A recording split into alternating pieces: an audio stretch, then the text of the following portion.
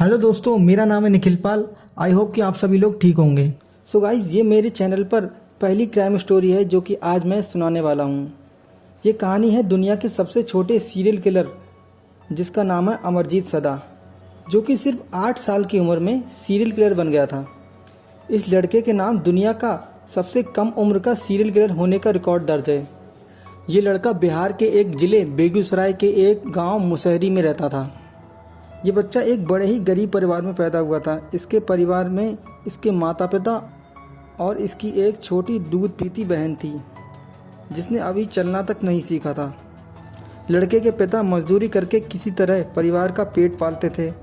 इनके मकान के बगल में ही लड़के के चाचा जी का परिवार भी रहता था।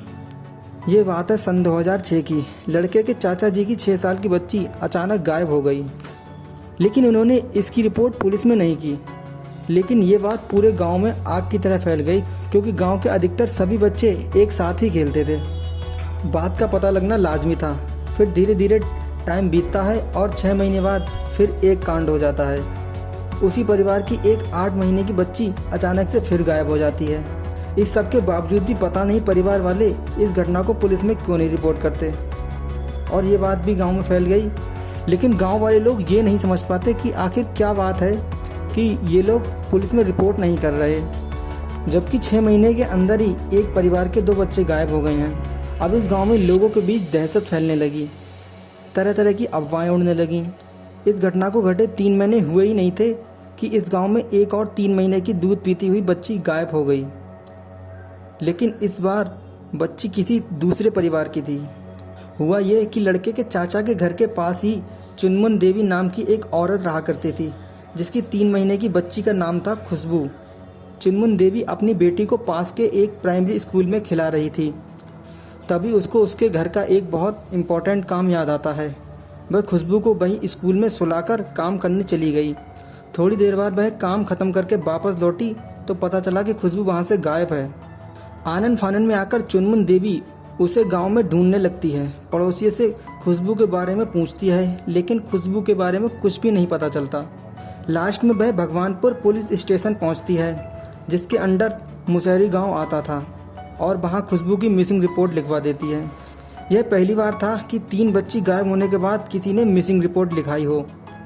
उसके बाद पुलिस फोर्स गांव में आती है और खुशबू के लिए सर्च ऑपरेशन चालू करती है, लेकिन खुशबू का कुछ पता नहीं चलता। पूछताछ के दौरान पुलिस को पता चलता है कि ये पहली बार नहीं हुआ था कि कोई बच्ची गाँव से गायब हुई हो। इससे पहले 2 बार यह हो चुका था। इसके बाद पुलिस लड़के के घर पहुंचती है और पूछताछ करते हैं, तो उसके पिताजी उसे बुलाकर पुलिस से कहते हैं कि खुशबू के बारे में सिर्फ यही बता सकता है। पुलिस सोचती है कि ये 8 साल का बच्चा क्या ही जानता होगा। फिर भी पुलिस उससे पूछताछ करती है कि शायद कुछ सुराग मिल ही जाए। तो पुलिस उस 8 साल के बच्चे से पूछती है कि तुम्हें पता है खुशबू कहाँ है? तो वह हंसते हुए बोलता है, हाँ मुझे पता है। पुलिस फिर से पूछती है कि खुशबू कहाँ है? तो इस बार वह कुछ नहीं बोला और सिर्फ हंसते जा रहा था। वो बार बार पुलिस की तरफ देखता और फिर हंसने लगता। पुलिस को लगा वो फालतू में अपना टाइम वेस्ट कर रहे हैं, क्योंकि खुशबू के बारे में पूछे जाने पर वह सिर्फ हंसता रहता था। मगर पुलिस उससे कई बार खुशबू के बारे में पूछती रही कि शायद कुछ तो बता दे। इन्हीं सवालों के बीच लड़का बोलता है कि आप अगर मुझे बिस्कुट दिलाओगे तो मैं बताऊँगा कि खुशबू कहाँ है। पुलिस वालों ने उसे दुकान से खरीदकर एक बिस्कुट दिलाया। फिर वो उसे खोलकर खाने लगा और बोला, मैंने उसे खपड़ैल से मारकर सुला दिया है। खपड़ैल ये एक तरह की ईंट होती है जो कि गांव में टेम्पररी छत बनाने के काम आती है। ये बात सुनकर पुलिस वाले और गांव वाले दंग रह गए। तभी पुलिस वालों ने अमरजीत से पूछा कि अच्छा ये बताओ तुमने खुशबू को कहाँ सुलाया? तो वह पुलिस वालों को लेकर प्राइमरी स्कूल से थोड़ी दूर एक सुनसान जगह ले जाता है। वहां पहुंचकर एक झाड़ी की तरफ इशारा करके बोलता है कि मैंने उसे वहीं सुलाया था। पुलिस झाड़ी के पास जाती है तो उन्हें वहां पर घास फूस से ढका हुआ एक गड्ढा दिखाई देता है। जब उन्होंने घास फूस को हटाया तो उसमें से सच में खुशबू की लाश बाहर निकलती है। ये देखकर पुलिस वाले दंग रह जाते हैं कि एक 8 साल का बच्चा ये सब कैसे कर सकता है।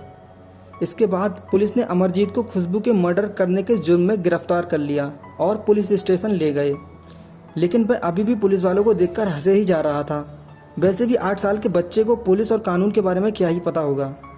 पुलिस स्टेशन पहुंचकर पुलिस ने पूछा कि तुमने खुशबू का मर्डर कैसे किया? वह पहले तो प्राइमरी स्कूल से खुशबू को उठाकर गांव के बाहर एक सुनसान जगह पर ले गया। सबसे पहले उसने खुशबू को जमीन पर लेटाकर उसका गला दबाया। उसके बाद खेत में से एक पुरानी ईंट उठाकर उसके सर पर दे मारी।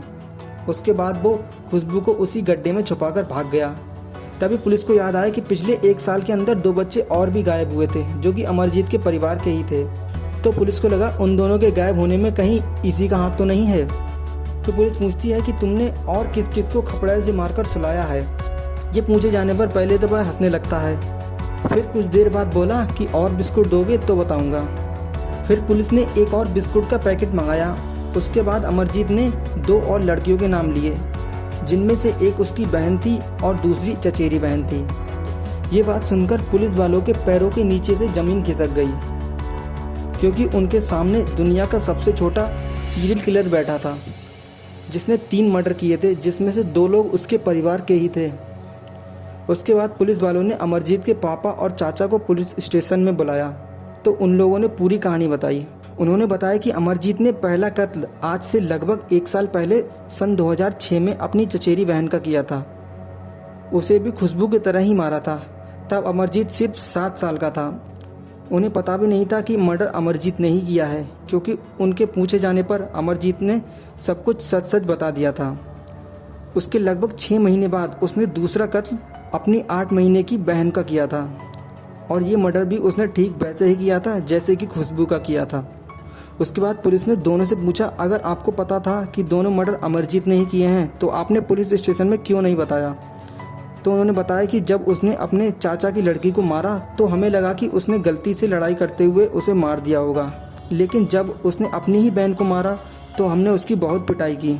तो उसने कहा कि आज के बाद कभी ऐसा नहीं करेगा। फिर हमने उसे छोड़ दिया, क्योंकि मरने वाले लोग परिवार के ही थे।